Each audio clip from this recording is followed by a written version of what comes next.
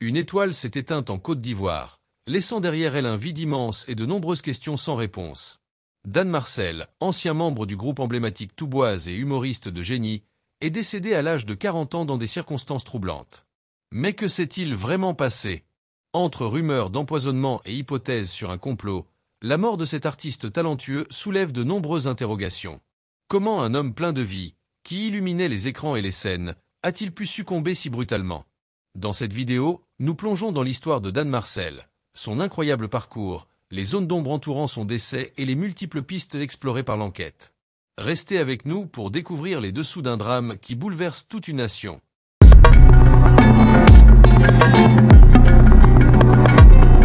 Dan Marcel, de son vrai nom Marcel Quadio, a débuté sa carrière en tant que membre du groupe Touboise, un duo qui a marqué la scène musicale ivoirienne dans les années 2000.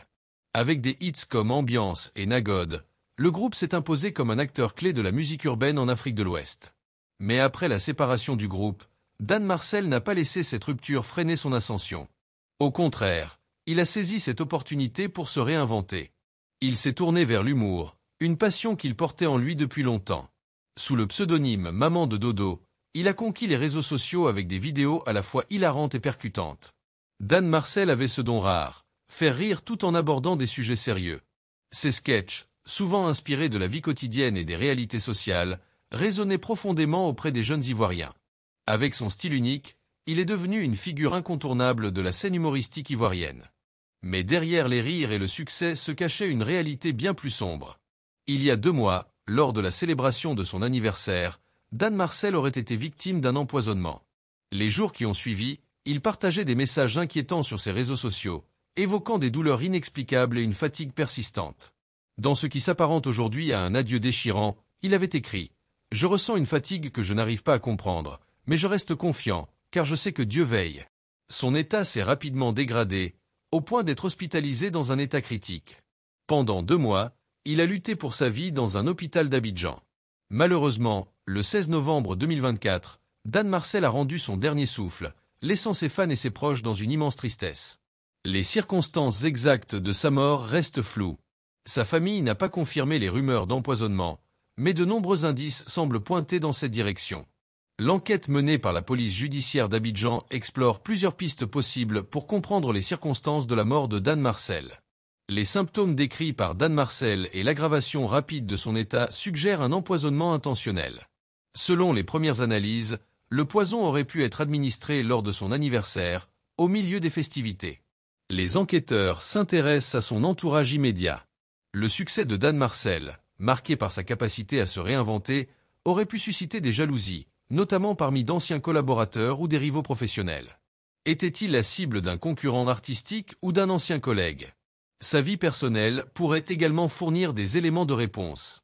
Dan Marcel était ouvertement homosexuel, un fait qu'il assumait avec courage dans une société encore marquée par des préjugés. Cette orientation aurait pu déclencher des actes de haine ou de vengeance de la part de personnes malveillantes. Des rumeurs circulent sur une relation récente avec un individu qui aurait mal accepté leur séparation. Ce scénario soulève la possibilité d'un crime passionnel. De plus, des témoignages rapportent que l'artiste se sentait menacé dans les semaines précédant son décès, mais il n'en avait jamais précisé la raison. La notoriété de Dan Marcel aurait pu le placer dans une position vulnérable face à des individus cherchant à exploiter sa vie privée. Des sources non confirmées évoquent des menaces anonymes qu'il aurait reçues, peut-être liées à son orientation sexuelle ou à son image publique. Le chantage aurait pu concerner des informations personnelles ou des photos compromettantes. Si l'artiste avait refusé de céder, l'empoisonnement pourrait être une réponse violente de ses agresseurs. Malgré son succès, des tensions pourraient avoir existé au sein de son cercle familial ou professionnel. Certains proches évoquent des disputes sur la gestion de son patrimoine ou des projets artistiques non réalisés avec d'anciens collègues. La jalousie, même parmi les personnes les plus proches, pourrait avoir été un facteur déterminant dans ce drame. Enfin, bien que cette piste soit moins probable, une contamination alimentaire ou une intoxication involontaire ne peut être totalement écartée. Cependant, les éléments préliminaires de l'enquête, notamment les analyses médicales, tendent à privilégier la piste criminelle. Dan Marcel était une figure publique qui ne craignait pas de défier les normes sociales. Cela a fait de lui une source d'inspiration, mais aussi une cible potentielle. La vérité sur les circonstances de sa mort reste à découvrir, mais une chose est certaine, son décès est une perte immense pour la Côte d'Ivoire et au-delà. La nouvelle de sa mort a provoqué une onde de choc en Côte d'Ivoire. Les réseaux sociaux ont été submergés de messages d'hommage. Fans, artistes et personnalités publiques ont tous salué le talent et la générosité de Dan Marcel. Des collègues du groupe Deboise ont partagé des souvenirs émouvants, décrivant un homme humble et passionné. C'est une immense perte pour la culture ivoirienne, a déclaré un ancien collaborateur. Pour ses fans, cette disparition brutale est incompréhensible.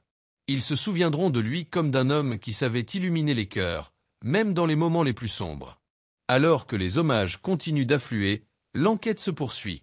La police analyse les derniers échanges de Dan Marcel et scrute chaque détail de son dernier anniversaire.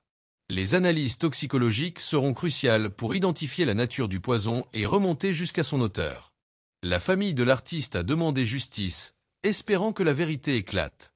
La mort de Dan Marcel est une tragédie, mais elle met aussi en lumière les dangers auxquels sont confrontés les artistes publics. Cette quête de justice dépasse l'artiste lui-même. C'est une manière d'honorer son héritage et de garantir que personne n'oubliera son impact. Dan Marcel n'était pas seulement un artiste, c'était une lumière pour des milliers de personnes. Sa disparition laisse un vide immense, mais son héritage reste vivant à travers son art et les rires qu'il a apportés. Que sa mémoire nous inspire à chérir nos proches et à poursuivre nos passions avec autant de ferveur qu'il l'a fait. Partagez vos souvenirs de Dan Marcel dans les commentaires et abonnez-vous pour d'autres récits marquants. Merci de lui rendre hommage avec nous.